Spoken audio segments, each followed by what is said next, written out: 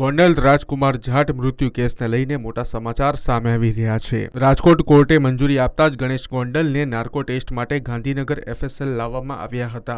Narco test માટેની papers સહિતની પ્રક્રિયા શરૂ કરવામાં આવી છે। તમને જણાવી દઈએ કે ગણેશ ગોંડલના 4 દિવસ સુધી અલગ અલગ ટેસ્ટ કરવામાં આવશે। રાજકુમાર જાટના પરિવારનો આક્ષેપ છે કે મૃત્યુ પહેલા રાજકુમાર ગણેશ ગોંડલના ઘરે ગયો હતો, ત્યારબાદ રાજકુમાર જાટ ગુમ થયો હતો। રાજકુમારનો મૃતદેહ મળતા જ પરિવારે આક્ષેપ લગાવ્યો હતો કે મારવાના કારણે જ આ નિધન થયું છે।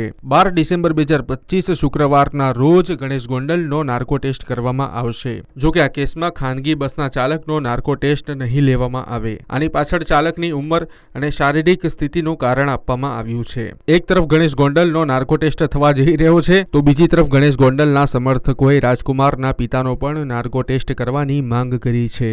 હવે જોવાનું રહ્યું કે નાર્કો ટેસ્ટના રિપોર્ટ બાદ રાજકુમાર જાટ મૃત્યુ કેસ કઈ દિશામાં ટર્ન લે છે। હવે મિત્રો, આ કાર્યવાહીના સમયગાળાને લઈને તમે શું કહેશો? કરો કોમેન્ટ।